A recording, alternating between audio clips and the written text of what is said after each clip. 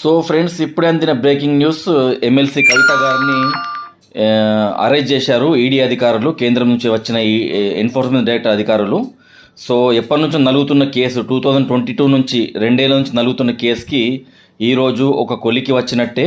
So కవిత గారు సుప్రీంకోర్టులో stay తెచ్చుకున్నారు అరెస్ట్ చేయదని చెప్పేసి.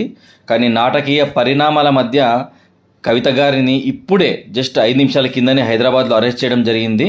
హరీష్ రావు గారు, కేటీఆర్ గారు వాగ్వివాదానికి దిగారు ఈడీ అధికారులతో. కానీ ఈడీ అధికారులు మాత్రము మా దగ్గర మొత్తం డీటెయిల్స్ ఉన్నాయి, మొత్తం పర్మిషన్స్ ఉన్నాయి, కాబట్టి మేము కంపల్సరీ ఆమెను అరెస్ట్ చేస్తామని ఆమెను అరెస్ట్ చేసేసి ఇప్పుడు ఫ్లైట్లో ఢిల్లీకి తీసుకెళ్తున్నారు. కానీ ఇది మాత్రం బీఆర్ఎస్కు పెద్ద దెబ్బే అనుకోవాలి ఇప్పుడు వచ్చే పార్లమెంట్ ఎలక్షన్లో. ఎందుకంటే కవిత గారి అరెస్ట్ వలన వాళ్ళకు మైనసే కానీ ప్లస్ అయితే ఏం లేదు. దీని వలన వాళ్ళకు చాలా చెడ్డ పేరే వస్తుంది, అందులో డౌటే లేదు. కాబట్టి చూడాలి ఇంకా రాజకీయాలు ఎలా మారుతాయో.